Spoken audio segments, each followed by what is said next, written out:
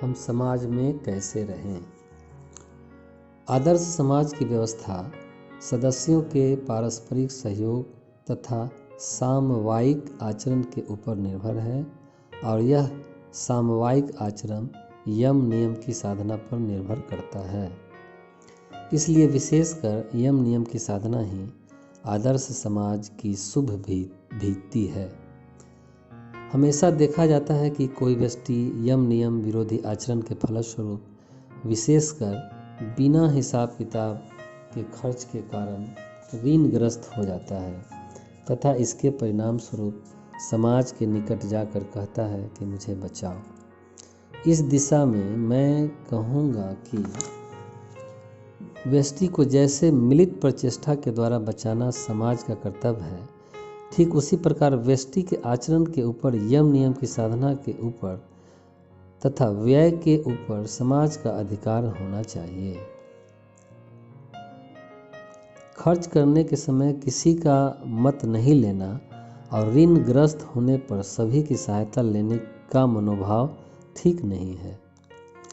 जहाँ पर ट्वीट का कपड़ा पहनने से काम चल सकता है, वहाँ पर कर्ज लेकर सर्ज का कपड़ा पहनना, जहाँ सर्ज के कपड़े से काम चल सकता है, वहाँ पर गबड्डिन का कपड़ा पहनना अवश्य ही अपरिग्रह विरोधी है।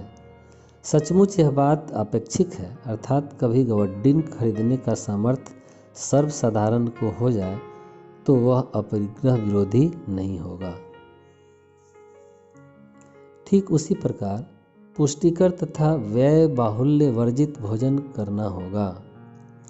कर्ज से लोगों को खिलाने का अभ्यास छोड़ना होगा। इसलिए व्यक्तिगत आचरण तथा व्यय के ऊपर समाज का अधिकार होना नितांत आवश्यक है। इसलिए व्यक्तिगत आचरण तथा व्यय के ऊपर समाज का अधिकार होना नितांत आवश्यक है।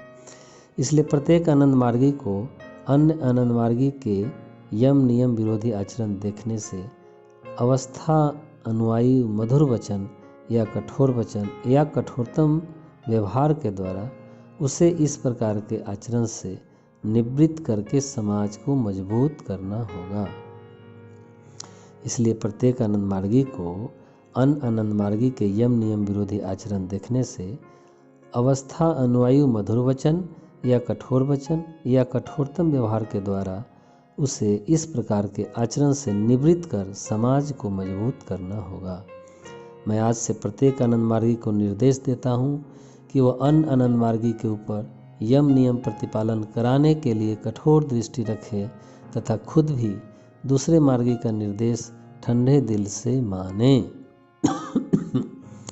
यहाँ यम के अपरिग्रह अंग के संबंध में मैं एक और निर्देश देता हूँ कि यदि किसी मार्गी को किसी माह में सीमित खर्च के अतिरिक्त अन्य कोई खर्च करना हो, कीमती कपड़ा, आभूषण, फर्नीचर, विवाह, गृह निर्माण इत्यादि, इस दिशा में वो इस प्रकार खर्च करने के पहले अपने आचार्य या यूनिट सेक्रेटरी या जिला सेक्रेटरी या अन्य गुरुत्वपूर्ण पदाधिकारियों से स्पष्ट आदेश लेकर खर्च करें।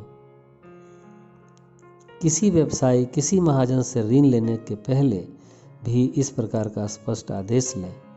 जहां अपना आचार्य या कोई पदाधिकारी सहज प्राप्त न हो, वहां अन्य कोई आचार्य या तात्विक या मार्ग के अन्य सुविवेचक से परामर्श तथा आदेश ग्रहण करें। प्रत्येक आनंदमार्गी को इस निर्देश को पूर्णतः मानकर चलना ही पड़ेगा।